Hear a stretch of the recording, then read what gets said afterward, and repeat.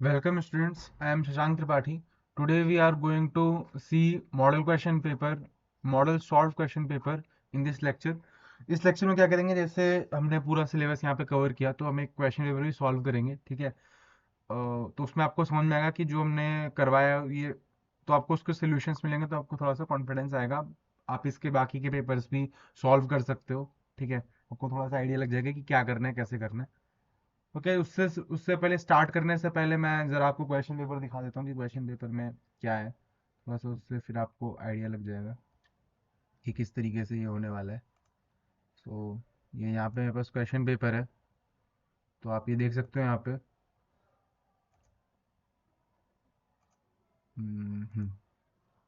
Okay, तो ये आपका जैसा कि बीटेक कोर्स है, ठीक है। 7 सेम का कैड कैम का 2019-2020 का पेपर है ये, ठीक है। Paper ID 140729। 70 मार्क्स का पेपर होता है आपका और आपको 3 घंटे का समय मिलता है, ठीक है। इस लेक्चर में हम लोग सेक्शन ए और सेक्शन बी कवर करेंगे, ठीक है। इसमें आप ये देख सकते हो कि ये सारे आपके थ्योरी क्वेश्चंस हैं, ठीक है। आपके 7 क्वेश्चंस यहाँ पे हैं जिसमें से आपको सारे अटेम्प्ट करने हैं और ये 2 मार्क्स के लिए है, तो ये आपका यहाँ पे 14 मार्क्स हो जाता है।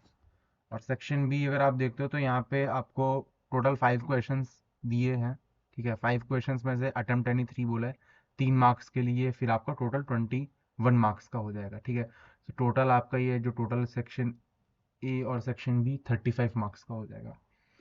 एंड यहाँ पे आपका मिला के फिर बाकी 35 मार्क्स का ये पूरा सेक्शन सी है। तो इस लेक्चर में हम लोग section A and section B देखेंगे, एंड नेक्स्ट लेक्चर में हम लोग सेक्शन सी को पूरा कवर करेंगे। Okay, so let's get back to the PPT. Okay, तो यहाँ पे मैंने क्वेश्चन भी हाईलाइट कर दिया कि क्वेश्चन किस तरीके से है और उसका थ्योरी, उसका प्रोबेबल आंसर क्या हो सकता है, ठीक है। सेक्शन ए का पहला पार्ट था attempt all questions in brief. ये 2 मार्क्स के लिए 7 क्वेश्चन हैं, सारे के सारे कंपलसरी हैं। सो 14 मार्क्स हो जाएंगे आपके यहाँ पे। तो पहला क्वेश्चन है list out input and output devices of CAD, ठीक है। तो पहला क्वेश्चन है कि जो भी इनपुट आउटपुट डिवाइस होते हैं कैड में वो क्या क्या होते हैं, उनके आप नाम बताओ। तो कैड, अगर यहाँ पे कैड ना भी होता तो आपका जो नॉर्मल कंप्यूटर रहता है, ठीक है, नॉर्मल आपका जो कंप्यूटर है उसमें जो इनपुट आउटपुट डिवाइसेस हैं वही कैड में भी हैं, ठीक है। तो इनपुट के लिए हम लोग क्या इस्तेमाल करते हैं, अभी इनपुट में कैड में हम लोग इनपुट करते हैं तो ज्योमेट्रिक डेटा होता है। ज्योमेट्रिक डेटा में क्या आता है आपका, पॉइंट, लाइन, सर्कल, सरफेस या कोई सॉलिड, ठीक है, जो कि हम कैड सॉफ्टवेयर के वर्क स्पेस में बनाया करते हैं। तो ये आपका ज्योमेट्रिक डेटा होता है। अभी यहाँ पे आपको डायमेंशन वगैरह देनी रहती है या कुछ भी वैल्यू, अल्फा न्यूमेरिक वैल्यू रहती है, टॉलरेंस वगैरह या कुछ भी आपको उसमें इनपुट करना है, तो आपको क्या लगेगा, माउस एंड कीबोर्ड। ये तो आपका बहुत बेसिक है कि आपको ये तो चाहिए ही होगा, ठीक है। इसके सिवा और क्या यूज़ कर सकते हो, लाइट पेन। लाइट पेन से क्या होता है कि डिपिक्शन के लिए, डिनोशन के लिए अच्छा रहता है, ठीक है। डिजिटाइजर, टैबलेट, ये सब जैसे मार्किंग वगैरह हम लोग करते हैं, एनोटेशन वगैरह बनाते हैं, तो उसके लिए ये इनपुट डिवाइसेस हो सकते हैं। But keyboard and mouse is your must, these are very important input devices in CAD. इसके बिना आपका काम नहीं चलने वाला। और जिसके थ्रू हम लोग आउटपुट दे सकते हैं वो devices, the devices through which CAD data is visualised and transferred are referred as output device, ठीक है। जिससे क्या होता है, जिससे आप कैड डेटा को देख सकते हो और जिससे ट्रांसफर कर सकते हो, आउटपुट डेटा हो जाते हैं। जैसे कि एलसीडी मॉनिटर, जिसपे आप ऑब्वियसली कैड बनाते हो, ठीक है, आपको मॉनिटर तो लगेगा ही। प्रिंटर हो गया, प्रिंटर में आप शीटें वगैरह, क्योंकि जो भी हम लोग ड्राइंग बनाया करते हैं, जो भी हमारा कैड डेटा होता है उसको अल्टीमेटली हमको ड्राइंग में कन्वर्ट करना होता है। और ड्राइंग में कन्वर्ट करने के बाद हम उसको A3 या A4 शीट या A2 A1 तक भी जाते हैं, डिपेंडिंग ऑन क्या रिक्वायरमेंट है, ठीक है। उस हिसाब से हम उसको प्रिंट कर सकते हैं। यूएसबी से हम लोग जो हमारा कैड का जो फाइल रहता है, ठीक है, जैसे सॉलिड वर्क्स में SLD PRT रहता है, या इसको हम न्यूट्रल फाइल फॉर्मेट में कन्वर्ट करेंगे तो क्या हो जाएगा, IGS, स्टेप। ये सब हमने 3 लेक्चर में सब कवर किया है कि IGS क्या होता है, स्टेप क्या होता है, उसके डिटेल्स क्या होते हैं। तो ये हम लोग उसमें सेव कर सकते हैं कैड फाइल को। प्लॉटर का भी सेम काम है। प्लॉटर क्या होता है, जैसे प्रिंटर आपका छोटे लेवल पे होता है, प्लॉटर आपके वो बड़े बड़े, आपने जो चार्ट्स देखे होंगे वो होता है प्लॉटर। नेक्स्ट क्वेश्चन इज, तो इस पे इतना डिस्कशन काफ़ी है, काफ़ी इजी सा क्वेश्चन था, इतना डिस्कशन ज़रूरी नहीं था इस पे, बट ठीक है, आपको क्लियर हो गया होगा। Next is state the advantages of rapid prototyping. अभी रैपिड प्रोटोटाइपिंग आरपी जो होता है, आरपी का मतलब यही है कि इसमें हम लोग जो हमारी मॉडर्न टेक्नोलॉजीज हैं, जैसे कि सीएई हो गया, सीएई में आपका कैड आ जाता है, कैम आ जाता है, ठीक है, उसमें फिर आपके एनालिसिस के लिए आ जाता है, ठीक है, जैसे आप एनालिसिस वगैरह करते हो, या फिर उसको वैलिडेट, उसका जो वैलिडेशन होता है, तो वो सब इसमें आ जाता है। उसके बाद जो आपकी मैन्युफैक्चरिंग प्रोसेस है, जहाँ पे 3D प्रिंटिंग होती है या सीएनसी वगैरह रहता है, तो काफ़ी जल्दी से आप कोई प्रोटोटाइप तैयार कर देते हो, इसलिए इसका रैपिड प्रोटोटाइपिंग का मतलब ये होता है। तो रैपिड प्रोटोटाइपिंग के जो एडवांटेजेस होते हैं वो क्या होते हैं? पहला कि इन एक्सपेंसिव एंड फास्ट। क्या होता है, रिलेटिवली ये आपका चीपर रहता है और जल्दी होता है, तभी इसका नाम रैपिड है, ठीक है। इनएक्सपेंसिव से मेरा मतलब ये है कि आप इसको फुल स्केल मॉडल बनाते नहीं हो, ठीक है, आपका मॉडल रहता है काइंड ऑफ, उसको आप है ना स्केल बाद में भी कर सकते हो, तो इतना ज़्यादा खर्चा करने की ज़रूरत नहीं है, जस्ट आप जो कॉन्सेप्ट लगा रहे हो वो उसमें एप्लीकेबल होने चाहिए, तो सस्ता रहेगा। Next is it allow to test products thoroughly. आप एक बार जो बनाओगे तो आप देख सकते हो कि इसमें आपके कंसेप्ट बराबर लग रहे हैं कि नहीं लग रहे हैं, ठीक है। तो ये इसका दूसरा एडवांटेज हो गया। तीसरा, it encourages to make small changes to get desired result. अभी रैपिड प्रोटोटाइपिंग और आप इसकी टेस्टिंग वगैरह कर रहे हो, तो एरर जैसी आइडेंटिफाई होगा आप तुरंत वहाँ पे चेंज कर सकते हो। अभी आप इसको प्रोडक्शन के लिए मान लो, अगर आपने 5-6 इसके बनाए फुल स्केल मॉडल, तो वहाँ पे थोड़ा सा दिक्कत हो सकती है चेंज वगैरह करने में। फ्यूचर एक्सपेंस प्रिडिक्ट करने में मदद करता है। तो ये इसके 4 एडवांटेज हो गए रैपिड प्रोटोटाइपिंग के, ठीक है। तो इतना इसके लिए काफ़ी था 2 मार्क्स के लिए। आपको ये भी ध्यान रखना है कि अगर कोई इजी क्वेश्चन आपको आ रहा है तो आप उसमें बहुत ज़्यादा टाइम स्पेंड मत करो, जितना काफ़ी है उसके लिए, क्योंकि क्या होगा फिर जो बड़े क्वेश्चन है वहाँ पे फिर आपका टाइम नहीं बचता है। तो जितना क्वेश्चन में पूछा गया हो, जितने मार्क्स के लिए क्वेश्चन हो, उसमें उतना ही लिखें, भले आपको उसके बारे में कितना ही क्यों ना आ रहा हो, वहाँ पे आपको टाइम वेस्ट नहीं करना है। Next is your third question है। थर्ड क्वेश्चन में सिंपल है, write the full form of GKS and IGES and define IGES. तो जेकेएस मतलब होता है graphical kernel system, IGES stand for initial graphics exchange specification, ये न्यूट्रल फाइल फॉर्मेट होता है, ठीक है। तो जैसा कि है, IGES is a special type of graphical file format that is used for file transfer protocols. The purpose of this graphical file format standard is compatibility of files, especially in systems using different interfaces with must exchange information। तो इसका मतलब क्या होगा, जो IGS का basic purpose ये होता है कि अलग अलग सिस्टम में आप डेटा सीमलेसली उसको ट्रांसफर कर पाओ, ठीक है, क्योंकि अलग अलग लोग बनाया करते हैं, उनके अलग अलग स्टैंडर्ड होते हैं, बट उसमें एक कॉमन चीज जो निकल के आया, जो कॉमन फाइल फॉर्मेट निकल के आया, वो आईजीएस का पर्पस होता है, ठीक है। तो ये इतना ये आईजीएस का काम था। Next question is differentiate between CNC and DNC machine. CNC stands for computer numeric control,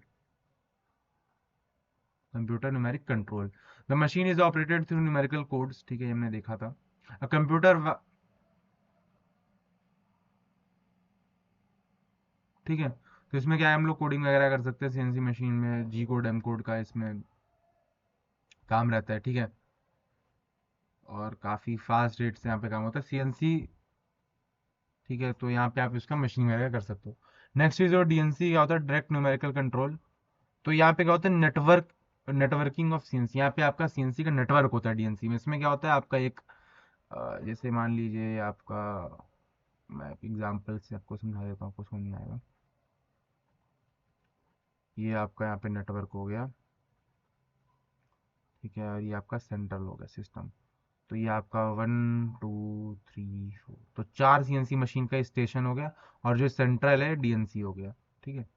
ये आपका सबको कंट्रोल करके रखता है। तो ये ऐसा कुछ नेटवर्क फॉर्म होता है। DNC machine that uses giant mainframe PC to manage the range of ENC machines. The program is performed externally, that is dispatched to the person.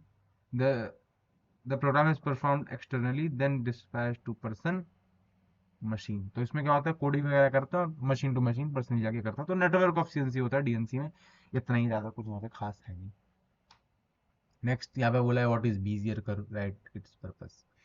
A Bezier curve is a type of continuous or polynomial curve that is widely used in computer graphics, animation and design, ठीक है। Bezier curve की खास बात क्या होती है कि Bezier curve highly control होता है, उसका कंट्रोल पॉइंट्स उसमें होते हैं, उससे आप कितनी भी कॉम्प्लेक्सिटी का कर्व बना सकते हो। और उसका फायदा ये होता है बीजियर कर्व में कि जितना ज़्यादा आप उसमें नोड ऐड करते हो तो उससे कॉम्प्लेक्सिटी नहीं बढ़ती इक्वेशन की। ये थोड़ा सा फायदे की बात है बीजियर कर्व के साथ में। डेटा साइंस में इसका यूज होता है स्मूथ ट्रेंड्स, जैसे डेटा रहता है उसको कर्व को स्मूथ करना रहता है, इसमें इंटरपोलेशन का कॉन्सेप्ट आ जाता है। तो काफ़ी स्मूथ कर्व आते हैं इसमें, डेटा विजुअलाइजेशन में इसका यूज होता है। ठीक है। It is a curve which is defined by set of points where the first and last point are end point of the curve, whereas intermediate point do not lie on the curve, however they determine the shape of curve। तो ये बीजर curve के बारे में था, ये आप लिख सकते हो। इसमें इंपॉर्टेंट पॉइंट ये था कि बीजर कर्व का यूज क्या होता है और बीजर कर्व होता क्या है। ठीक है, इसको बहुत डिटेल में हमने कवर किया था लेक्चर्स में, तो आप वहां से रेफर कर सकते हो। इसमें आप अपने हिसाब से भी कुछ चेंज कर सकते हो, बट जो इंपॉर्टेंट पॉइंट रहते हैं वो सेम रहना चाहिए। जैसे कि इंपॉर्टेंट पॉइंट क्या है कि भाई बीजर कर्व होता क्या है। अभी आप इसका आप इक्वेशन भी लिख सकते हो अगर आपको याद रहे तो, बट वो 2 मार्क्स के लिए इतना वर्थ इट नहीं है। जस्ट उसको एक्सप्लेन ही करना है कि बीजर कर्व होता क्या है। ठीक है। What do you mean by isoparametric formulation of FEM solution? FEM solution मतलब होता है finite element method. Finite element, ये आपका सीआई के अंडर आ जाता है। इसमें क्या होता है, हम लोग मैशिंग वगैरह करते हैं तो वहाँ पे फाइनाइट एलिमेंट आ जाता है। ठीक है, तो क्या बोला है, the principal concept of isoparametric finite element formulation is to express the element coordinates and element displacement। तो क्या होता है, जो भी आपका एलिमेंट रहेगा उसके कोऑर्डिनेट्स और displacement in form of interpolation using natural coordinate system of element. तो उसमें इंपॉर्टेंट पॉइंट जो थे, जो की पॉइंट थे, जो आप अगर खुद से भी आंसर फॉर्म करते हो तो उसमें ये सब चीज़ें होनी चाहिए, तब आपका आंसर वैलिड होगा। ऐसा नहीं कि आप कुछ भी लिख के दो, ये की पॉइंट होने चाहिए यहाँ पे।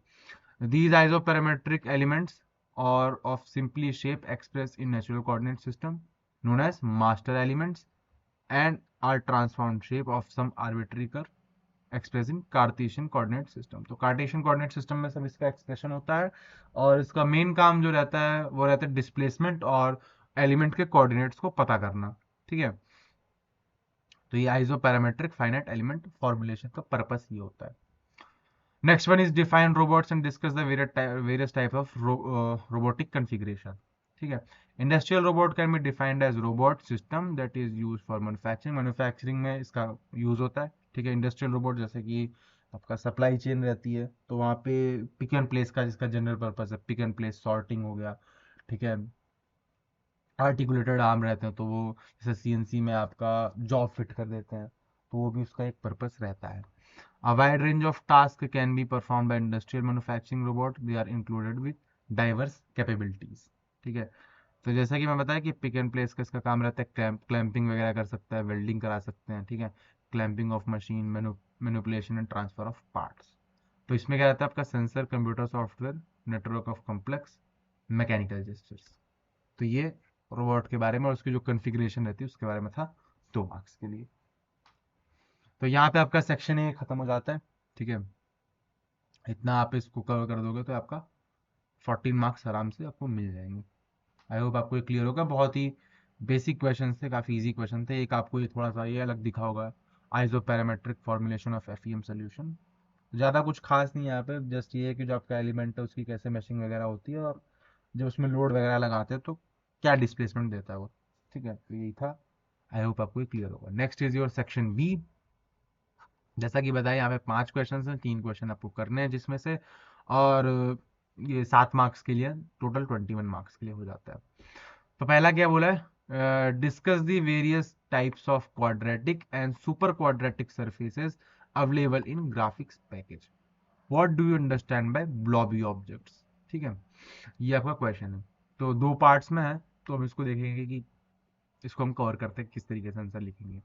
सो पहला चीज है the surface equation which involve second degree polynomial equation in Cartesian space are called quadratic surfaces. अभी M2 में आपका 3D इक्वेशंस होते हैं, 3D इक्वेशंस होते हैं एलिमेंट के, उसमें स्फीयर सिलेंडर वो सब आ जाया करता है। तो वहाँ पे आपने जो इक्वेशन देख रहे हो स्फीयर का, तो आपने ये देखा होगा, ठीक है। कुछ कोऑर्डिनेट जैसे मान लीजिए कुछ आगे पीछे हो तो x-2, y-3, y-0 ऐसे करके कुछ तो भी आया करता था। तो वहां से आपको ये रिकॉल हो रहा होगा। तो जो भी इक्वेशन यहाँ पे सेकंड डिग्री पॉलिनोमियल इक्वेशन होता है तो उसको हम लोग क्वाड्रेटिक सरफेस बोलते हैं। इसके एग्जांपल हो जाएंगे स्फीयर, एलिप्सॉइड, पैराबोलॉइड, हाइपरबोलॉइड, ठीक है। यहाँ पे हम लोग जो कुछ कॉमन से हैं उसको उसको देखेंगे, उसके इक्वेशन वगैरह देखेंगे, ठीक है। पहला वाला स्फीयर है।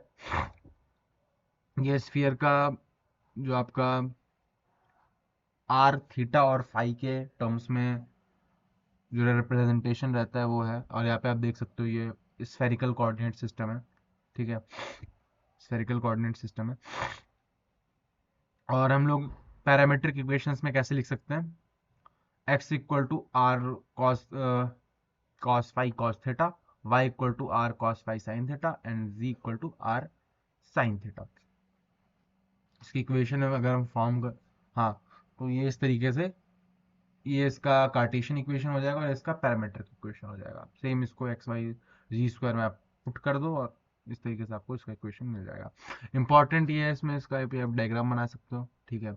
ये काफ़ी इंपॉर्टेंट डायग्राम है जो कि इस पैरामीट्रिक वाले पार्ट को रिप्रेजेंट करता है, ठीक है। तो ये स्फीयर यहाँ पे कवर हो जाता है। Next is your ellipsoid. अभी एलिप्सॉइड क्या होता है? जैसे आपका एलिप्स होता है, एलिप्स को अगर हम 3D में एक्सटेंड करेंगे तो हमको एलिप्सॉइड मिल जाता है, ठीक है। तो क्या बोला है? Ellipsoid surface can be described as a extension of spherical. तो एलिप्स को अगर आप 3D में एक्सटेंड करोगे तो आपको एलिप्सॉइड मिल जाता है। तो क्या बोला है? Described as extension of spherical surface where the radii in 3 mutually perpendicular direction can have different values. इसमें होता ही है कि जो एक्स वाई जी एक्सिस है तीनों की वैल्यू अलग हुआ करती है।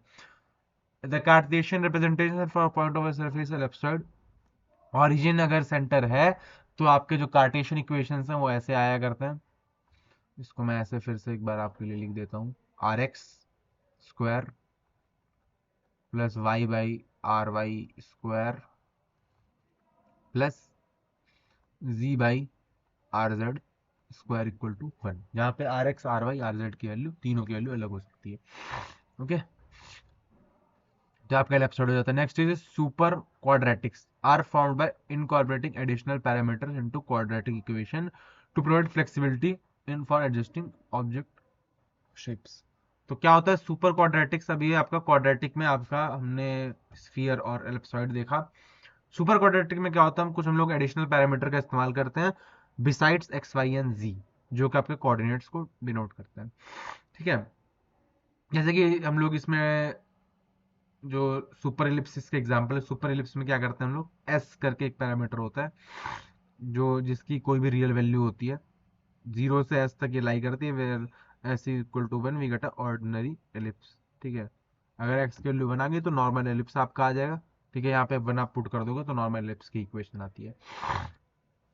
जबकि अगर इसकी वैल्यू 0 से 1 के बीच में रहेगी तो कुछ कॉम्प्लिकेटेड सा हमको मिल जाया करता है, तो उसको हम लोग सुपर एलिप्स बोलते हैं, ठीक है। Number of additional parameter to equal dimension of object, 1 parameter for curve, 2 parameter for surface, ठीक है।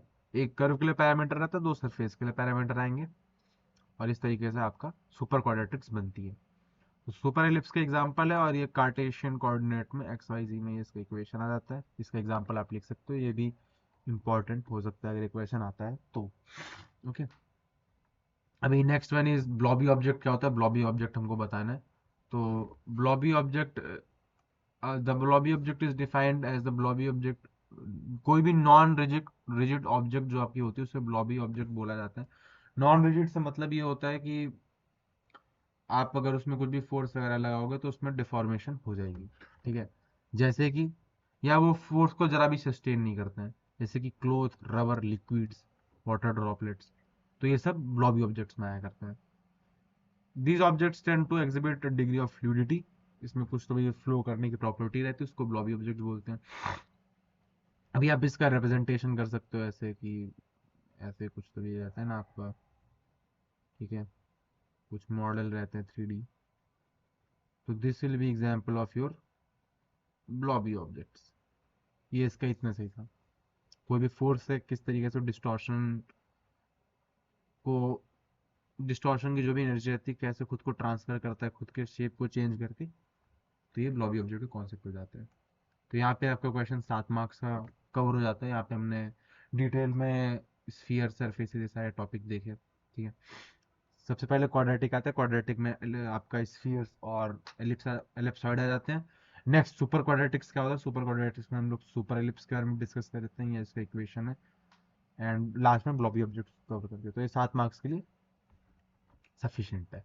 नेक्स्ट बी क्वेश्चन है, derive the parametric equation for Hermite cubic curve, list out its characteristics। तो सबसे पहले Hermite cubic spline are more general form of curve define as set of vertices और points, ठीक है, vertices और points से define होता है। A spline is a piecewise parametric representation of geometry of a curve with a specified limit of parametric continuity. Continuity में भी हमने डिस्कस किया था कि कंटिन्यूटी क्या होती है। C naught, C one and C two, इसकी 3 प्रकार की कंटिन्यूटी होती है, ठीक है। Cubic polynomial generates continuity in associated curves, ठीक है। Cubic polynomial permits inflection with the curve segment and allow representation of non-planar space curves। जो कि प्लेन कर्व्स नहीं है उनको रिप्रेजेंटेशन के लिए जो है कर्व सेगमेंट वगैरह ये अलाउ करते हैं। तीसरा पॉइंट है, higher order polynomial oscillate about control points and are uneconomical for storing information and computation time.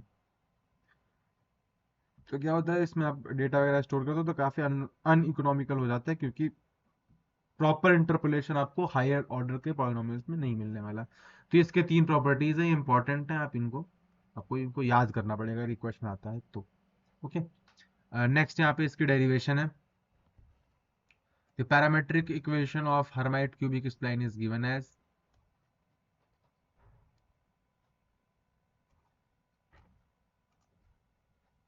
P u equal to, यहाँ पे समेशन है आई इक्वल टू 0 की पावर 3, क्योंकि क्यूबिक है इसलिए 3 आ जाएगा। CIUI, u belongs to 0 to 1,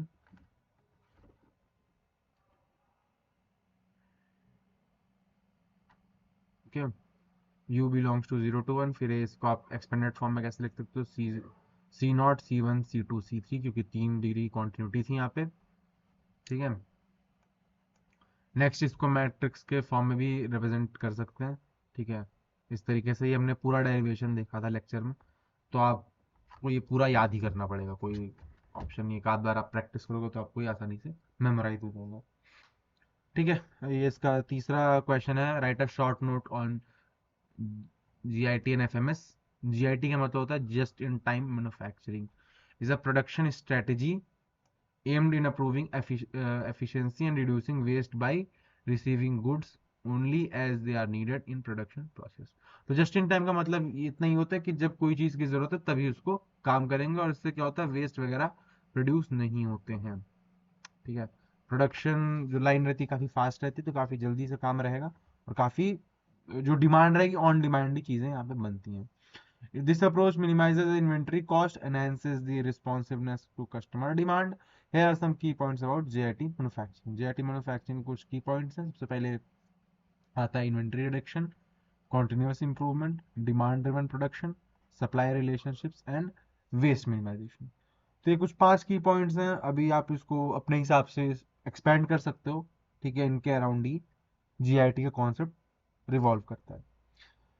दूसरा इसका पार्ट है FMS, फ्लेक्सिबल मैन्युफैक्चरिंग सिस्टम। इसको हमने यूनिट 6 में कवर किया था काफी डिटेल में कि फ्लेक्सिबल मैन्युफैक्चरिंग सिस्टम क्या होता है, क्या उसके इंपॉर्टेंट कंसेप्ट्स हैं। तो यहाँ पे भी आप इसको एक्सपेंड कर सकते हो अपने हिसाब से।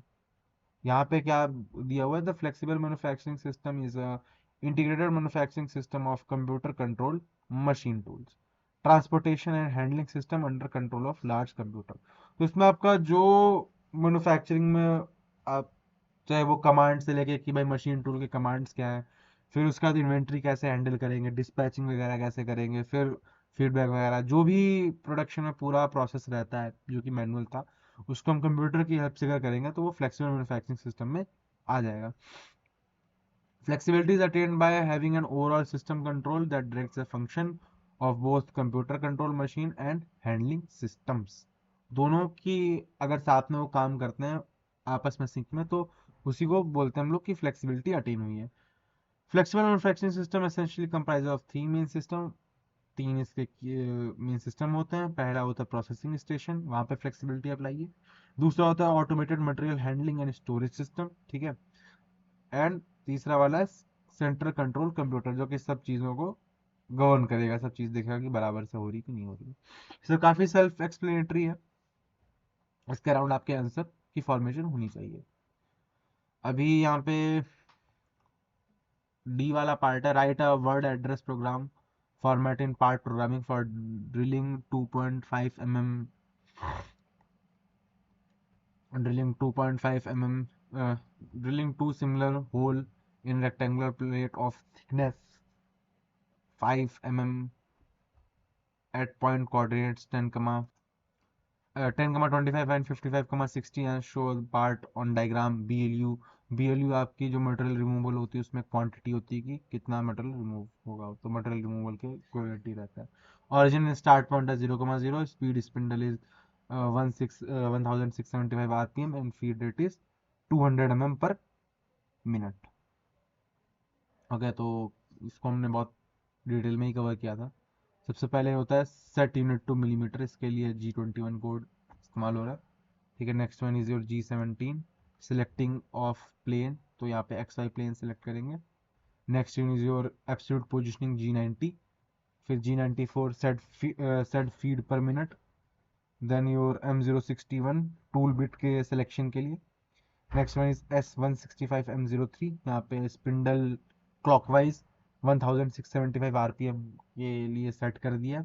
नेक्स्ट वन इज G00Z50, तो रैपिड मूवमेंट जो उसकी 5 mm की हाइट थी, तो वहाँ पे रैपिडली हाइट अटेन कर लेगा। Next one is F200, feed rate इसका आ जाएगा 200 mm पर मिनट।